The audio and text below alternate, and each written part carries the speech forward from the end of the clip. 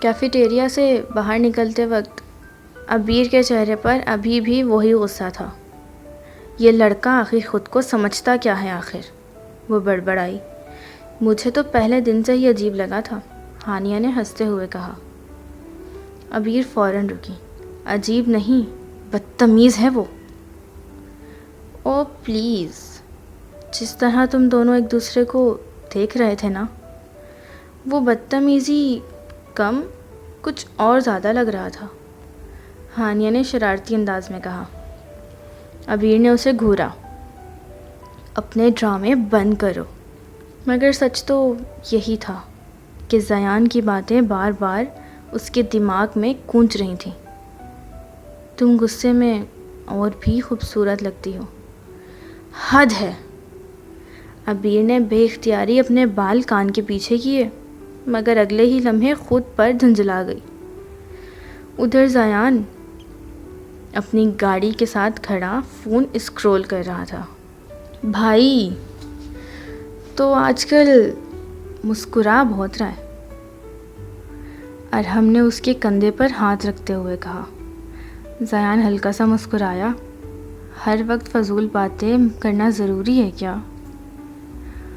ارحم زور سے ہنسا۔ میں نے تو ابھی تک نام بھی نہیں لیا، لیکن تیرے چہرے نے خود ہی ساری کہانی سنا دی ہے۔ زیان نے نظریں چرائیں، مگر اس کے ہونٹ اس بات کی گواہی دے رہے تھے کہ اس کی بات سچ ہے۔ ویسے ماننا پڑے گا، ارحم نے سنجیدگی سے کہا، لڑکی ایٹیٹیوڈ میں پوری خطرناک ہے۔ زیان کی نظریں اچانک اس پر اٹھیں۔ اور یہی چیز تو اچھی لگی۔ او تو بھائی صاحب گئے کام سے، ارحم ہنستے ہوئے بولا۔ اسی دوران سامنے سے عبیر آتی ہوئی دکھائی دی۔ ہانیہ اس کے ساتھ تھی اور ہمیشہ کی طرح عبیر کے چہرے پر وہی غرور تھا۔ زیان نے اسے دیکھتے ہوئے ہلکا سا سر جھکایا۔ السلام علیکم مس ایٹیٹیوڈ۔ عبیر فوراً رکی۔ دیکھو، مجھے تمہارے فضول ناموں سے کوئی دلچسپی نہیں ہے، لیکن مجھے ہے، زیان نے فوراً جواب دیا، کیونکہ غصے میں تم واقعی دلچسپ لگتی ہو۔ ہانیہ نے فوراً کھانسی دبائی تاکہ اپنی ہنسی چھپا سکے۔ عبیر نے غصے سے ہانیہ کو دیکھا۔ تم ہنس کیوں رہی ہو؟ میں تو بس سوچ رہی ہوں کہ کسی نے پہلی بار تمہیں جواب دیا ہے۔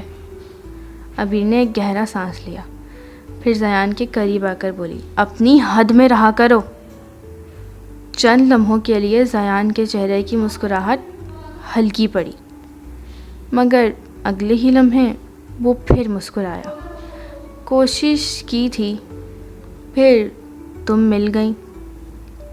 عبیر چند سیکنڈ اسے دیکھتی رہی، پھر بغیر کچھ کہے وہاں سے چلی گئی، مگر جاتے ہوئے پہلی بار اس کی دل کی دھڑکنیں معمول سے تیز تھیں۔